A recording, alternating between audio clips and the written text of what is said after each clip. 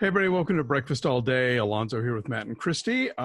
We are doing our weekly news roundup, and that's kind of the show this week, and we'll talk about why later on. But Christy, as always, has a nice list of items of all the things that have been happening the past week, COVID-19 related and otherwise. Well, why don't we start with, if I may hijack your lovely introduction. By all means. Why don't we start with just what we're thinking this week? Because as the week went on, we all keep in touch with one another all week long in various means. It just sort of seemed weird to be talking about movies. It sort of seemed really frivolous and also a hard thing to wrap our brains around. Like, I don't know about you guys, but I was extremely unproductive this week.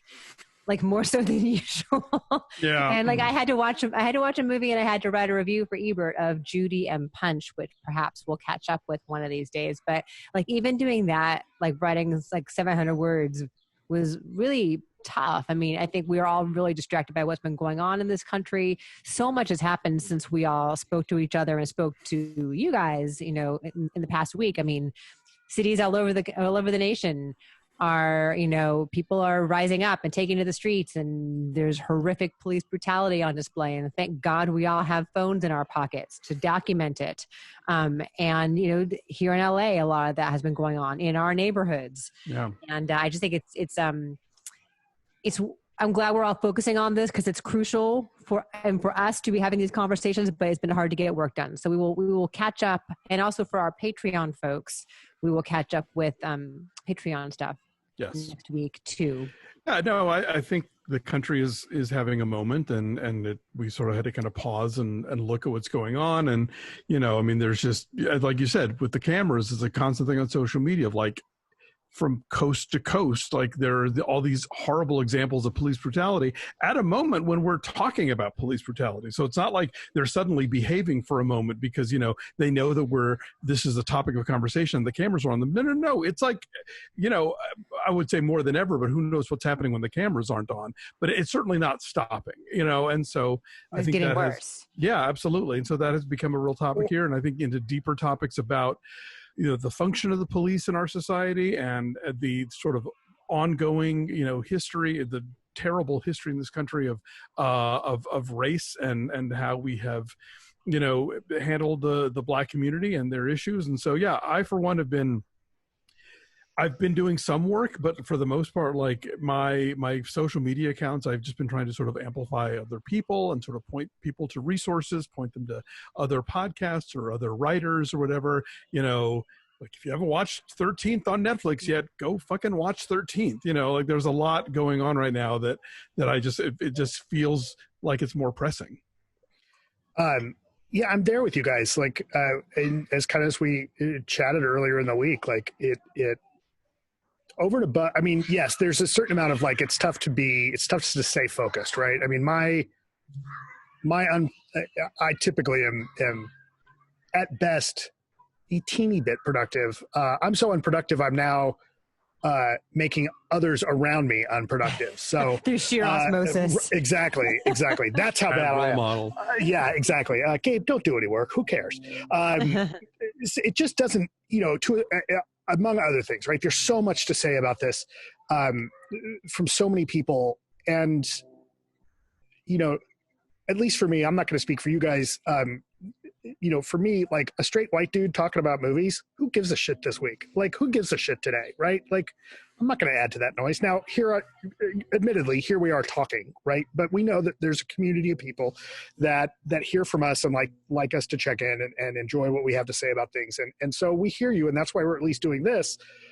But I don't think the time is right for us to be reviewing movies that are out this week that, at the very least don't have anything to do with what's going on culturally. Like this is this is 400 years of this garbage. Right. And, as much as we say it needs to stop, like clearly a bunch of cops haven't got the memo that everybody's walking around with a goddamn camera, and look, this started in the 90s. I mean, like the very, very tip of this avalanche was Rodney King getting shot on camera, or the videotaped getting beaten, right?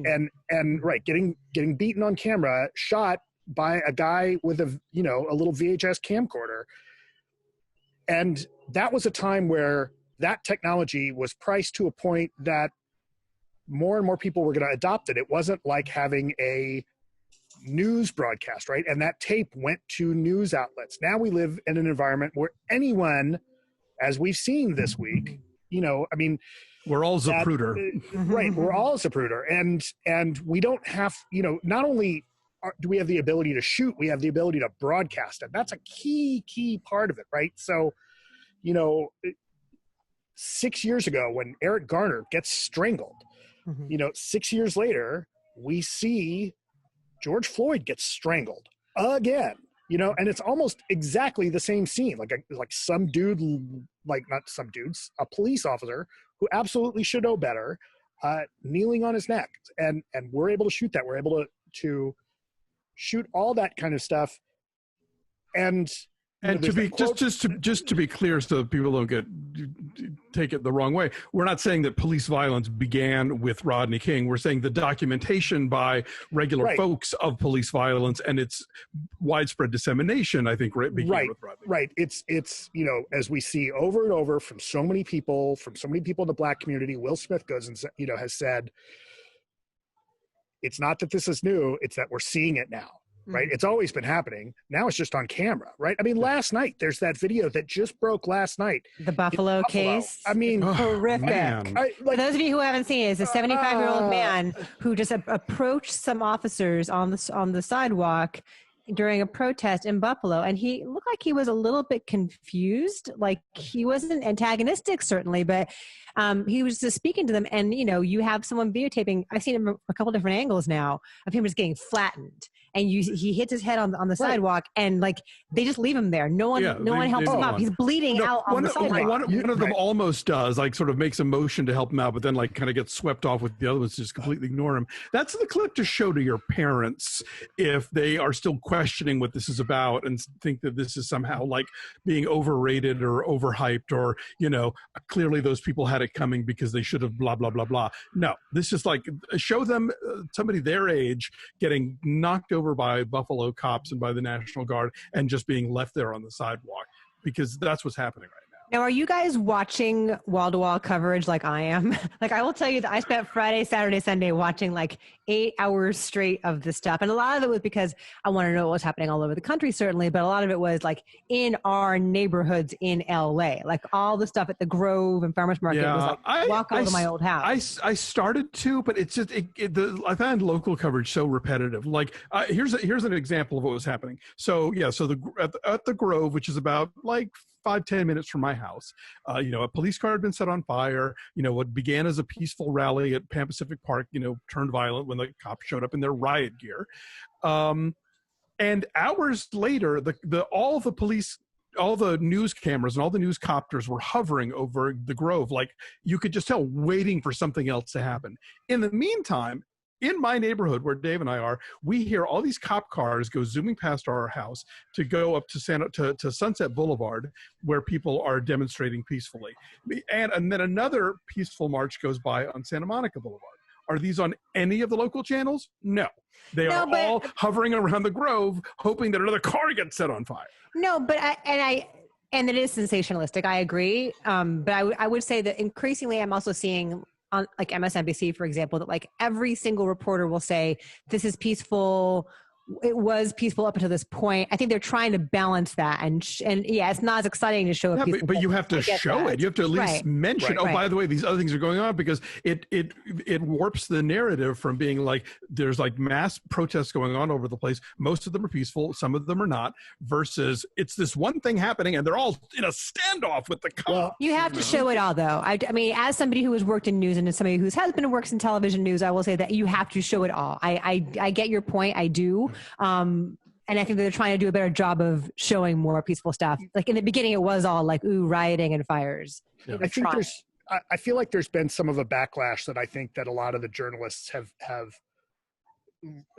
paid attention to, right? Mm-hmm. In that initially it was a lot of coverage of like, well, you know, protest turned violent, and like that's what it led with, right?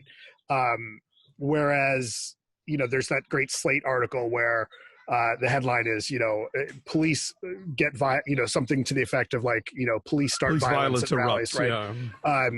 So I think we've seen the narrative shift a bit, coupled with, we know we have peaceful protesters. We've seen in a lot of places we have agitators come in and start either pointedly try and make everybody look violent because they've got their own agenda. Oh, look, Sabrina's in the back. And she's gonna poop? She probably is, right? This is what Sabrina thinks of police brutality. I was gonna say the exact same thing. This is her statement. Exactly. Hey everybody, welcome to Wildlife Matt's with Sabrina. backyard. Exactly. And then we've got people coming in and robbing, thieves causing trouble as well. It was interesting because it seems like the places, at least in the valley, that the thieves have targeted have been things like electronic shops or jewelry, or, the places I've seen here in the valley that are boarded up are the dispensaries and like the weed shops. And you'd think they'd have amazing security. You would think they'd be like fortresses. Yeah, but when you got 15 people coming in, I mean, the thing is, because of the way the banking works and the federal banking and the limitations on banking ability from those companies that are even legit, those companies have a lot of cash on hand. Right. Coupled with they got a lot of weed on hand. So there was some smoke shop that got looted and they lost like $200,000 worth of merchandise. We should talk about some specific stuff if we could, because we are meandering a bit here. Sabrina. Sorry, sometimes dogs eat grass because they have a stomach thing going on. It's good for them. They know instinctively to do it. She also eats dirt. So we should talk about a few things. Don't tell me how to raise my toddler. Okay, you're right. Sorry. Never talk to me or my son again. Some good stuff, some inspiring, powerful stuff. John Boyega at a protest in Hyde Park in London. There's a lot of video of it all over the place. He's tearful. He's emotional. It's very powerful. But at one point he says, I don't know if I'm going to have a career after this, but fuck that. And like, clearly he is. I mean, a million filmmakers are like, I would drop everything to have John Boyega even look at one of my scripts. And so he'll be fine. But I love the sentiment and the power behind that. He's been very outspoken for a long time on Twitter. So that is a good thing. There's a lot of good stuff going on in DC. The mayor is doing in response to just how awful Trump has been, in using the church as a prop and the Bible as a prop. And so, and having all those unbadged or nameless security forces milling about the Eric Prince people. Paramilitary people with no names and no identification as to what agency they're with. But there's a giant Black Lives Matter mural on the street leading up to the White House now in giant yellow letters. They have changed the name of the street that connects the White House with that church to Black Lives Matter Plaza. That's awesome. Well, didn't they paint down one of the boulevards? And that's what it says Black Lives Matter in giant yellow letters. And then they've kicked all of the National Guard members out of the hotels in DC. Third Amendment finally going into action. That's right. No unlawful quarter. For the military. Kind of remember that SNL sketch about that? But John Mulaney did it during his monologue about the Third Amendment. There's an old one. Okay.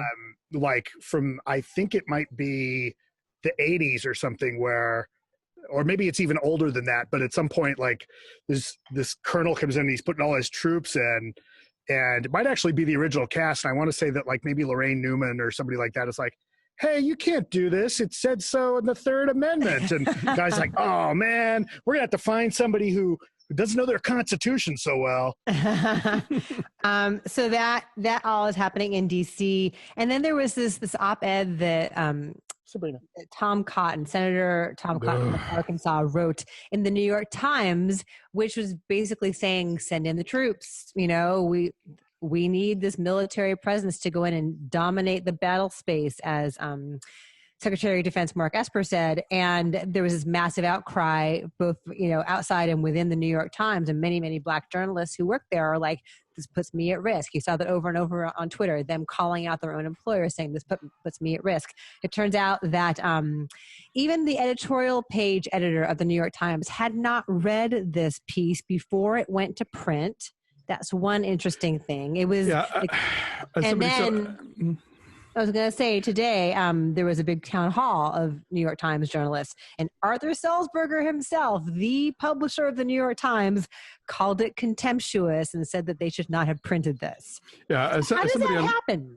As somebody on Twitter said, the Times' defense of themselves, of calling themselves, like ignorant and not malicious, only makes them less trustworthy as a news source. Like it's ridiculous. Ridiculous that they ran it, and their spin has been terrible. I mean, a piece that is that incendiary from a sitting U.S. senator, right? Mm-hmm. I mean, and I guess people are trying to both sides, like, oh, you got to see both sides, whatever. This is dangerous. And even the top people at the Times didn't see it. Like a 25-year-old who works on the opinion page, who used to work at the Weekly Standard, is the one who pushed the button on it. Like, all of this is very confusing to me. And again, there's a difference between... my apologies for my wife walking around in the background getting the dog, but that was my lovely wife. We love seeing your lovely wife. Hello. And again, it's like let's explain to everybody the difference between censorship and that not everyone has the right to be published in the New York Times. Like those are two different things. That was Tom Cotton can get his own newspaper and publish. Sure, fine. No one's saying he can't speak. That was reprehensible. And the fact that people like Andrew Sullivan and Barry Weiss came out in his defense only just underscores like, oh, well, then this was a bad idea. It's just weird. And so everything about that is strange, but I'm glad to say that there's now like this groundswell of like, oh yeah, that was bad. But the horses left the barn or whatever metaphor you want to use. So other stuff that is of note in terms of our world and this stuff. Oh, the editor of Variety is out. Yes. Along those lines too, because there was a whole backlash about staffing, about the diversity of staffing, and she says some shitty stuff on Twitter, and then she's out. I think a lot of companies that came out with their like, we're all down for Black Lives Matter, like maybe should have thought twice about it, in the same way that Leah Michelle might have thought twice about it. Because, for example, you had L'Oreal Paris putting out this statement, and then a black trans model that they had who they fired after she came out against the Charlottesville protesters, literally for that, she was like, shut the fuck up. Where are you coming up with this now that you're gonna champion black voices? The fucking NFL? It's like, I'm sorry. I seem to recall a few incidents here where like you guys were not super Black Lives Matter about that. Not just that one. The best is of all teams to go of all teams. I'm so shocked. I almost can't say it. Of all teams to put up the black picture, the Washington fucking Redskins, with the horribly, vilely racist name. Yeah. Read I think the room, also, NFL. also the 49ers did that too, which is hilarious given, the backlash that the Kaepernick got when he was there. So. Exactly. Yeah. So they want to jump on that. The only company that can do any kind of Black Lives Matter rah-rah thing and do it right is Ben & Jerry's, where they had the actual thoughtful stuff about, eviscerating white patriarchy. They have decades of walking the talk. So I went out and bought a thing of Ben & Jerry's that night. That's my just for that. Yeah. That's my. You got the new flavor, right? Which is fuck the police, and it's got blueberries in it. It's delicious. Smashed blueberries. I'll tell you what. This was one of the nights where we still had a curfew here, and the grocery store was going to close at 6 p.m. and the ice cream aisle at the pavilions at the top of the hill was jammed. That was a place to be. Frantic ice cream buying. Well, there you go. On a Wednesday night. I'm trying to think what else is of note. So among the things that are good, Magnolia is making several movies available for streaming for free, including I Am Not Your Negro, and then the documentary Whose Streets, and then the Toni Morris documentary starting June 7th. So that's Toni a couple of days. Yeah. Also, done that with Just Mercy. Warner Bros. Put Just Mercy out for free. Amazon Prime has Black Power mixtape available for free from IFC, and Criterion Channel has made a ton of stuff available for free for non-subscribers. Everything from the African American Pioneers collection to films by Cheryl Dunye and Charles Burnett and Billy Woodbury, documentaries like Portrait of Jason and Agnes Varda's Black Panthers documentary, the one feature film directed by Maya Angelou, Down in the Delta. So they've got, even if you're not a Criterion Channel subscriber, you can access all of that stuff for free right now.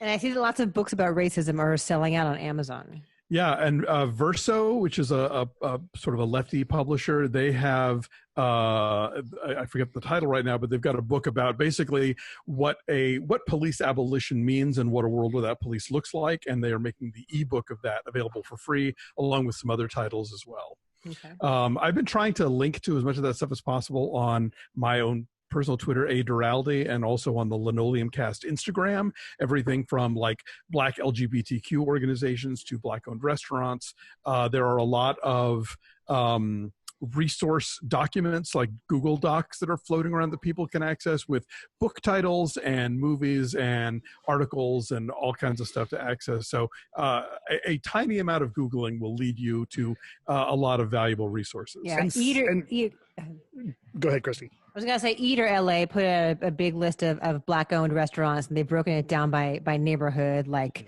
Mid-Wilshire, Compton, Inglewood, so go eat.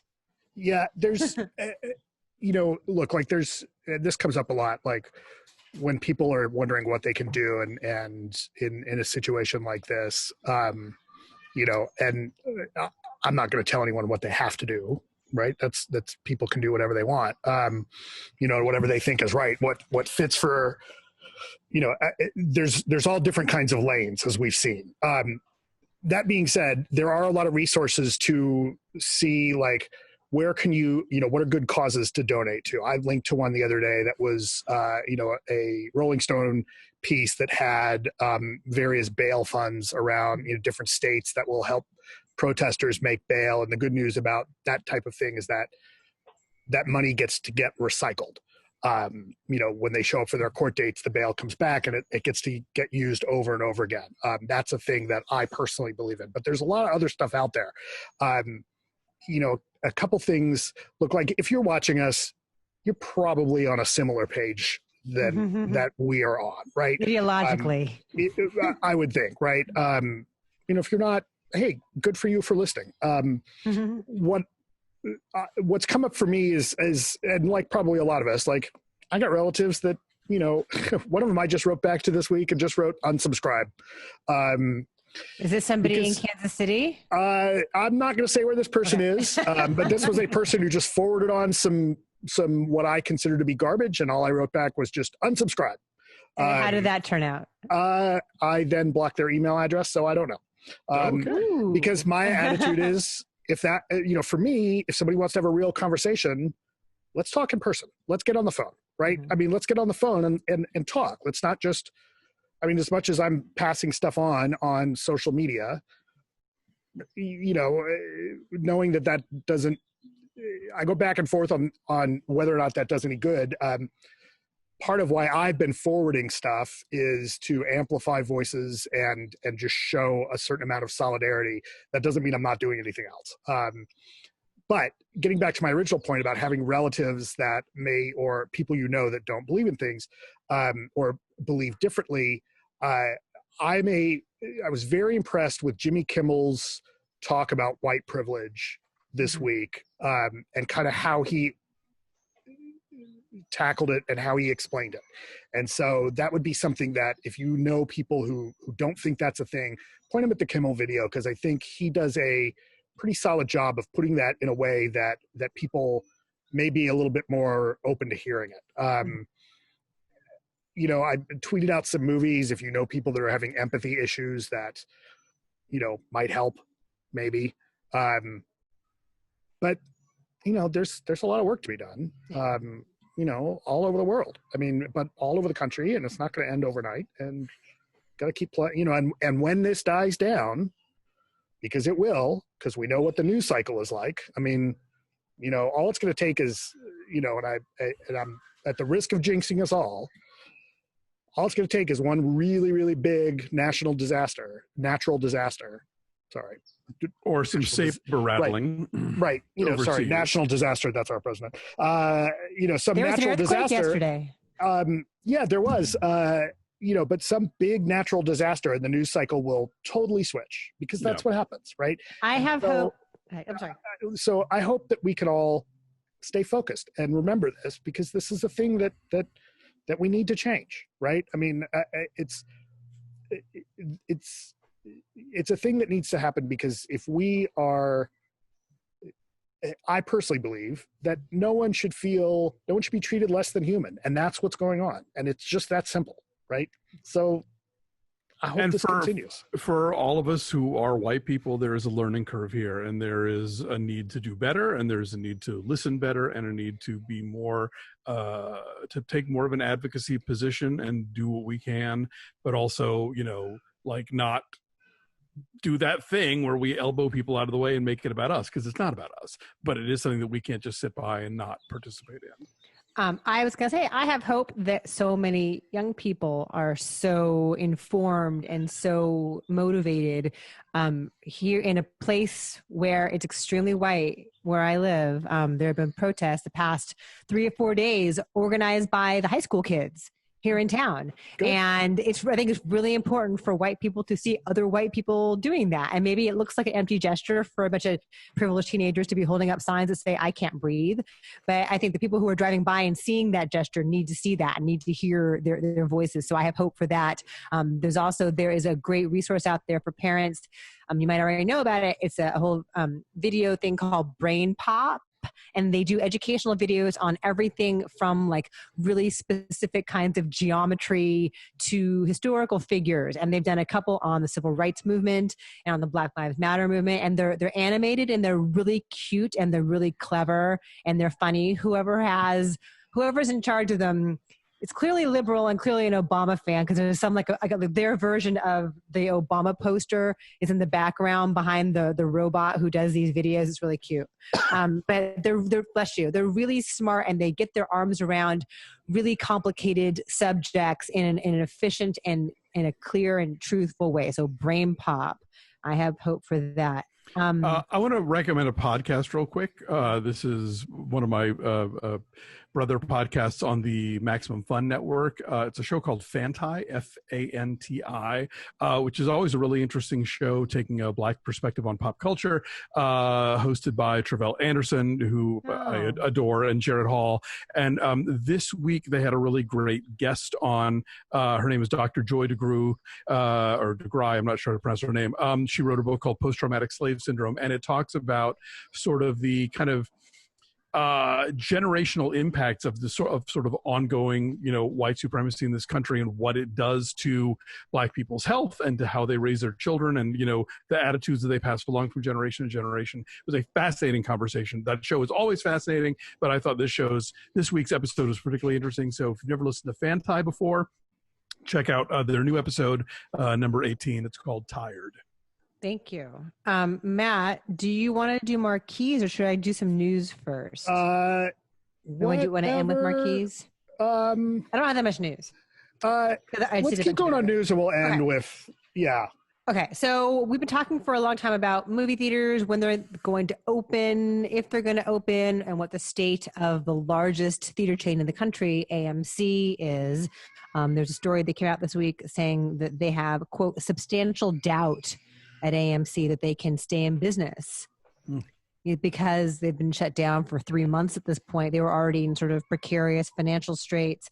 So that worries them. But then the Cinemark CEO said on one of their, whatever their call is that they do with investors, that they're confident that Tenet can open on July 17th, even if it's only at 50% capacity. So you have some kind of conflicting projections going on there. And we're about a month away from that, a little over a month.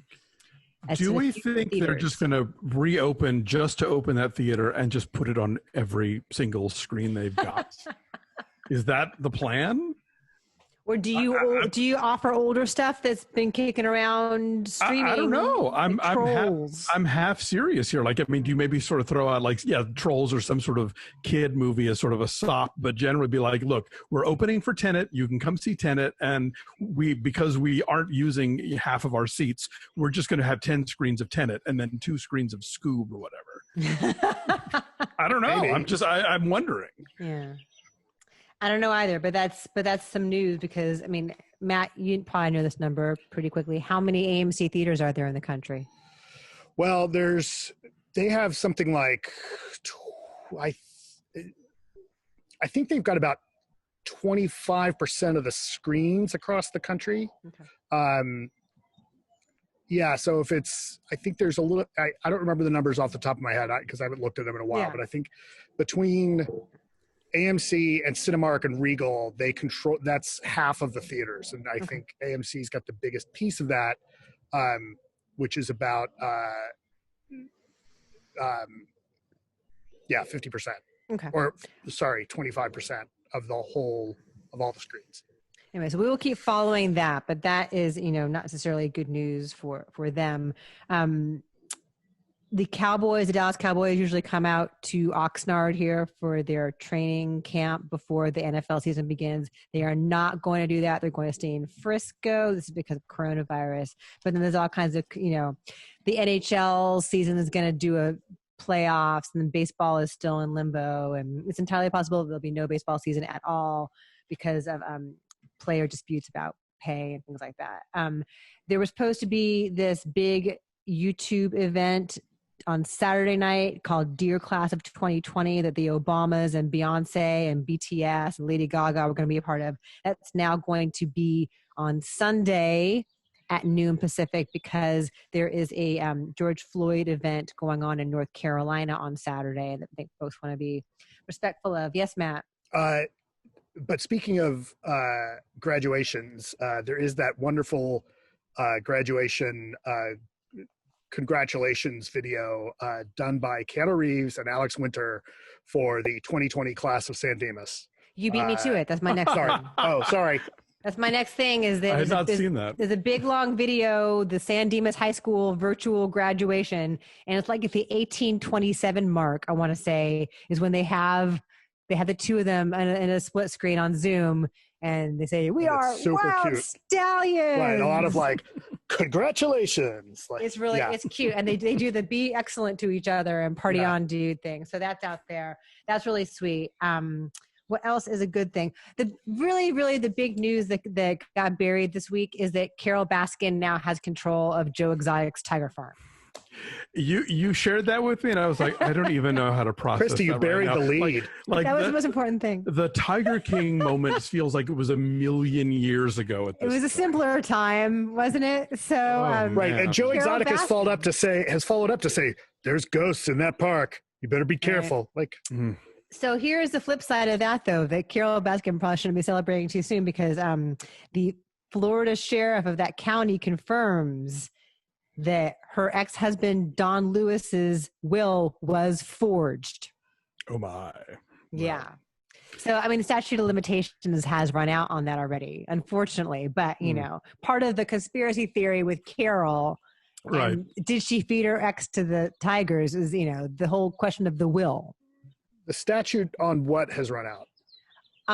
She could not be prosecuted for, if she didn't indeed forge his will.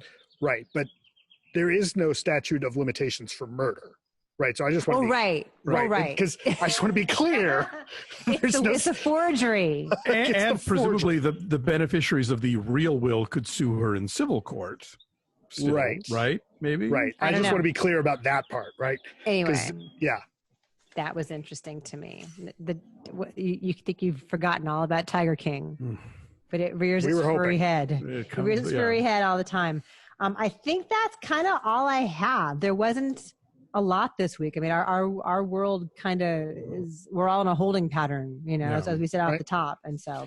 But yeah, as terrifying as everything else is, there is still a pandemic going on. So if you are going out there and protesting, great, but do your best to wear a mask and socially distance and do all that stuff and get tested afterwards if you have access to that, because that I know it's hard for us to focus on one horrifying thing at the same time, but we have a couple of plates we got to spin on this one that are both very important. And I'm sure we're going to see massive spikes everywhere. I mean, and it's for a good reason, Well, taking you to the streets. But between the protests and between the southern states that decided we're reopening, I think there's going to be a lot of that going on, and it's not going to be pegged to any one thing. It's just going to be in general, sort of people getting back out into the world before they it was epidemiologically sound to do so. But at least the protesters have an excuse, like they're accomplishing something important. It's not just I want a haircut. Yeah. So restaurants are starting to open in modified fashion here. Yeah, but you're supposed to still wear your masks At protests? No, at restaurants. I guess until your food comes, right? But the waiters wear masks. Yeah. Well, it's weird because the day that that Garcetti reopened the restaurants in LA, like that night was when the first curfew happened. So it didn't. It was a very brief bubble, or the next day, or something like that. So we are no longer under curfew. But Alonso, you live in a place that like is densely populated. What was curfew like in your neighborhood? Was it weird? I mean, it's been silent at night anyway because of the quarantine. So really the only difference was more helicopters. And the curfew, Alonso don't know. They don't go out. Exactly. Yeah, we were shut-ins before this thing started. The thing also is that, like, let's be very clear: the curfews did not end out of any political largesse. They ended because Black Lives Matter and the ACLU sued the city. That's why the curfews ended. Well, good. I just downloaded the Calm app yesterday. That's how things are getting around. Oh, we have the Calm app. Is the Calm app helping you? I've only used it once, so it's early to say. But I did go to bed earlier last night, so maybe it's already doing something. You look so. My Calm app comes in a bottle. Okay. Oh, I forgot, Matt. I meant to ask you about the whole Hawaiian shirt fiasco. Let's do that really fast, and then let's do marquees and let's wrap. As I've said on social media, fuck those fucking fuckbags. All right, so here's the shortest I can make it version. Hawaiian shirts are being worn by white supremacists because there's a whole thing that happens on 4chan and 8chan and wherever else these fucking douchebags congregate online, that there's this running joke about Breakin' 2, Electric Boogaloo being this whole thing that they want Civil War II Electric Boogaloo. Right. And so somehow Boogaloo got changed into Big Luau. And so these assholes have started to wear Hawaiian shirts to show that they're ready for the Big Luau. With their AK-47s. With their AK-47s. That is not going to stop me from wearing a Hawaiian shirt. In fact, I showed Christy earlier before we started taping. The pattern is embroidered into this fabric, so it's a black on black shirt, right? But yeah, these guys are wearing Hawaiian shirts. I mean, look, like you can still have white sheets on your bed, right? I mean, the Klan hasn't ruined white sheets that much, and it's not like we were walking around with white cone head masks anyway. These guys look like I think this is going to die down. If I can recommend a nice shirt, the company JCRT in New York, whose plaids I very frequently wear, just put out a very lovely black, red, and green Marcus Garvey inspired plaid, and all the proceeds are going to Black Lives Matter. I will point out that Hawaii was one of the earlier states to legalize gay marriage. They are pretty well known as being, I mean, look, aside from that whole state being fucking stolen by the royal family there, they are, that Ohana spirit is, I mean, I'm not going to speak for Hawaii, but they're known for being relatively tolerant, at the very least, if you wanted to put it mildly. So good luck changing that, because the rest of us that are fat and bearded and dudes are not going to give up our Hawaiian shirts lightly. But look, I mean, I'm not going to get that upset about it. As I also said on Twitter, like, look, the sartorial choices of racists, I do not have much bandwidth for. You guys want to wear, like, you assholes want to wear Hawaiian shirts? Fine. Like, fight the good fight, Matt. Sure.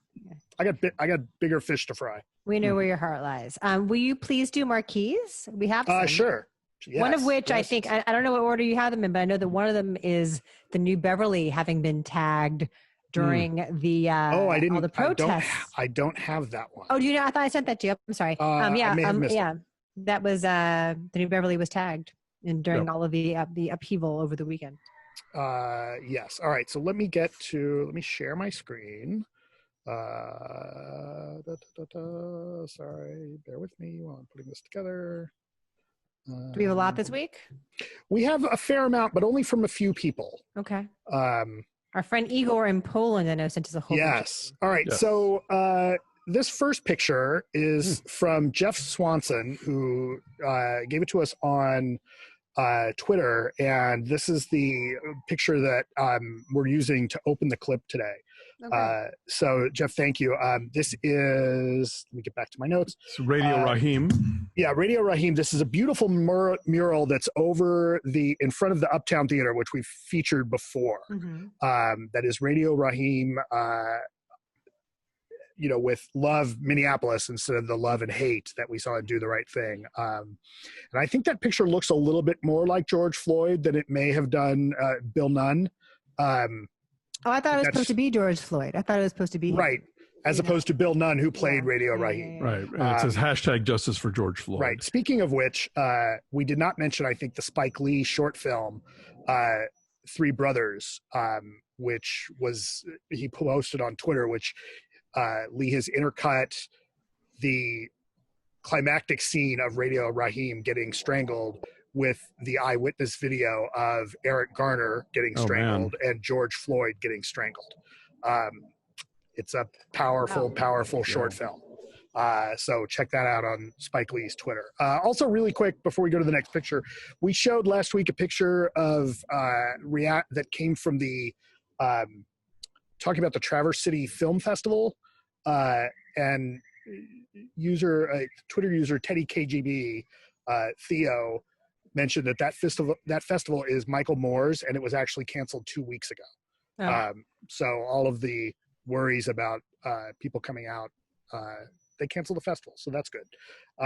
Okay, so our next picture is from Mark Francis Dong.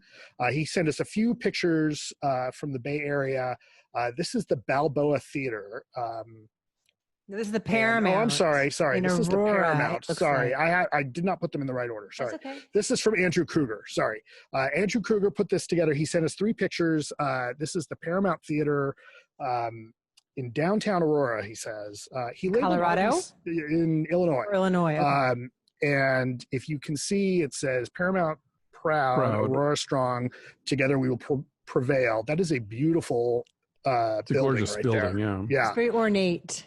Yes, that's pretty lovely. All right, his next picture is the historic Tivoli Theater, which is in Downers Grove, or downtown Downers Grove, as Andrew says. I think he's trolling us with all these downtowns. Anyway, this is the Tivoli. It says, "Peace begins with a smile." The next couple of pictures, this was the last one that was in theaters. The way back poster is still up. They haven't taken that down. And he sent us another picture. This is the Wonder Woman pre-release, very early poster saying June 5th, which is today. Right. Wonder Woman 1984 should be out. That's a really cool poster. Now, I'm going to mention this, and the people who are listening at home can't see this, so sorry. That picture is extremely sun-faded. That was if you guys can tell, it's been out for a while and has faded. So, yeah, maybe, but what are you going to replace it with, right? So, for years, I thought that Downers Grove was like a joke that Emo Phillips made up until I found out it was a real place. Isn't there a movie that happens in Downers Grove? Isn't that where War of the Worlds? There's a movie that happens in Aurora, Illinois. It's Wayne's World. Yep. But wasn't War of the Worlds the broadcast? No. That's in New Jersey. It's it's got an apostrophe S in it. I forget. I'm sure people are losing their minds at us watching. This is the Katlow Theater in Barrington, Illinois. Another one from Andrew. And, it's not a huge theater, but their marquee says all together. There's another picture of the sign and kind of the logo. I think that's a really, really cool sign. Great sign. Right? It doesn't quite match the older building, which kind of has that kind of, that's Tudor. Almost, the building's like Tudor. The building's Tudor style, but that is a beautiful mid-century modern sign with the neon. I'd love to see how that looks lit up at night. So, Andrew, if you happen to go by there at night and the sign's lit up, send us another picture. We'll feature it next week. Grover's Mill, New Jersey. Okay.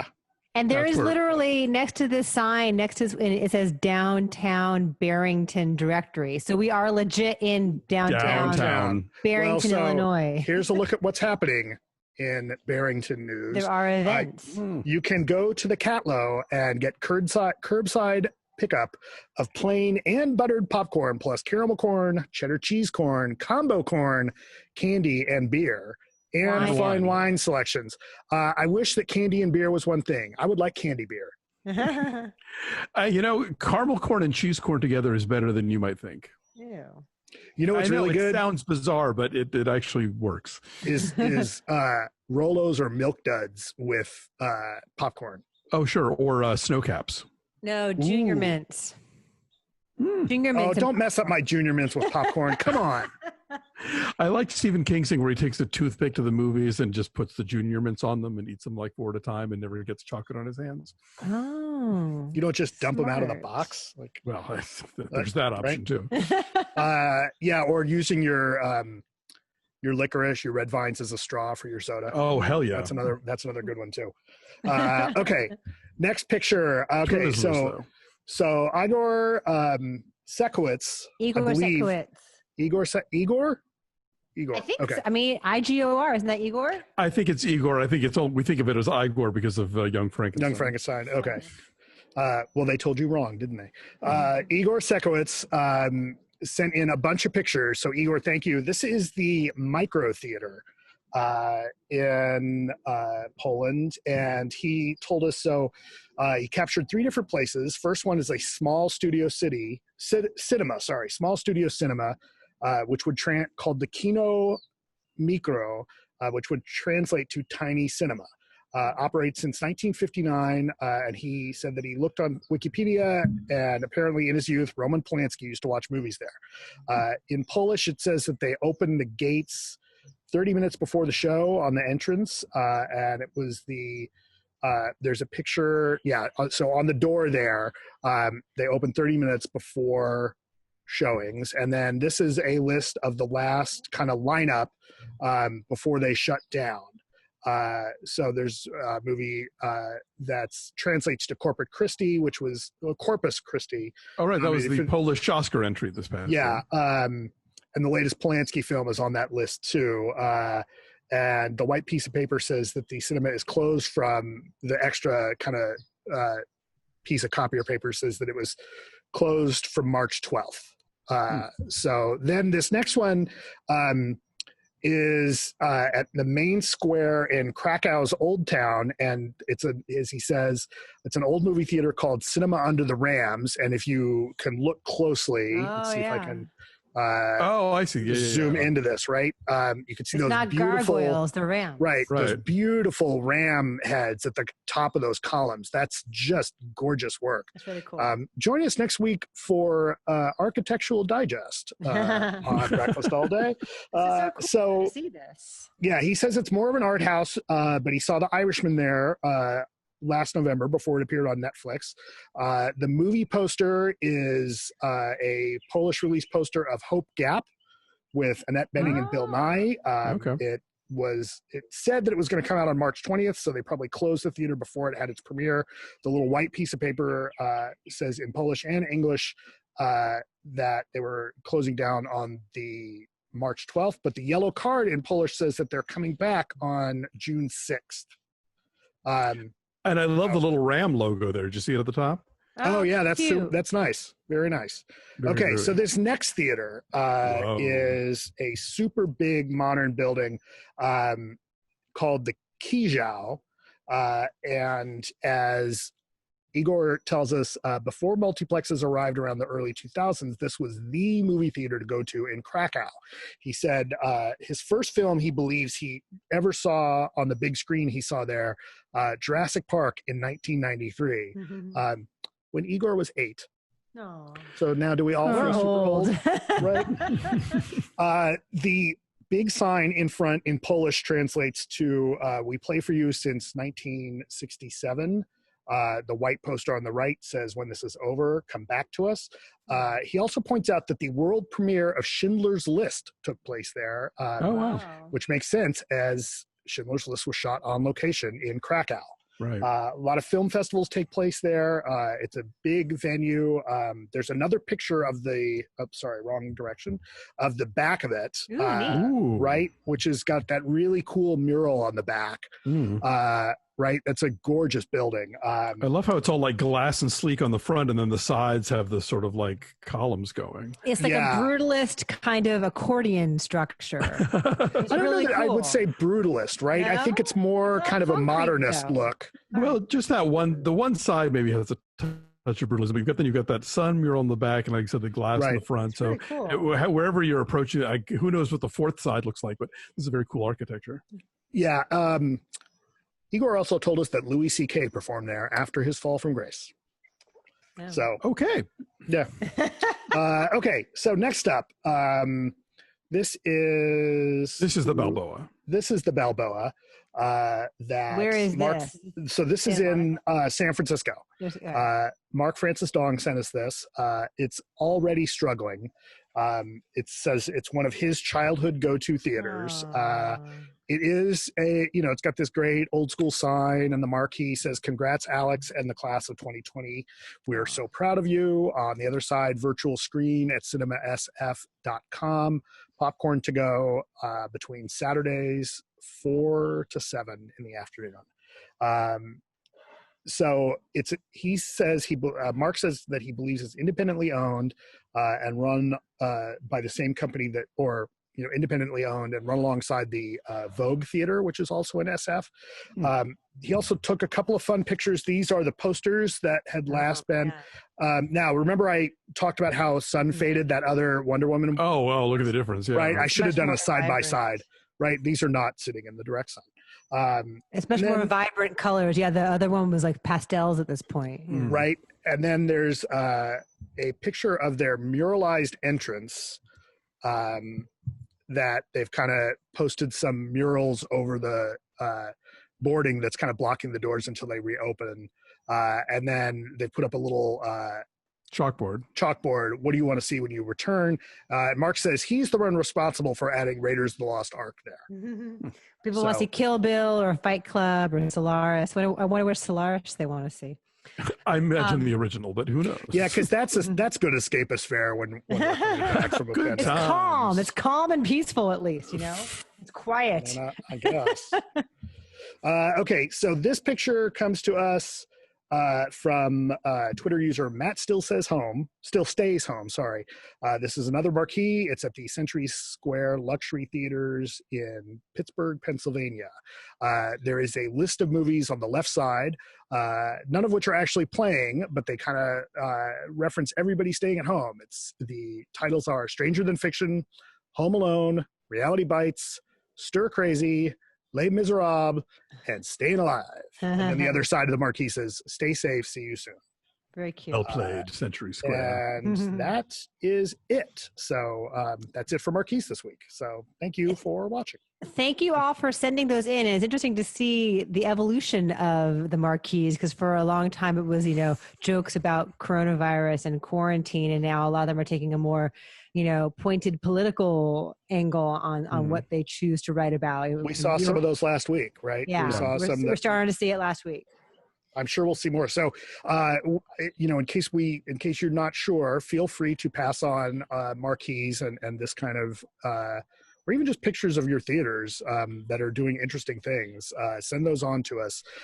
You can hit me on Twitter, hit Breakfast All Day on Twitter, send them to the Breakfast All Day Facebook. However, send them our way and we'll put them in the show.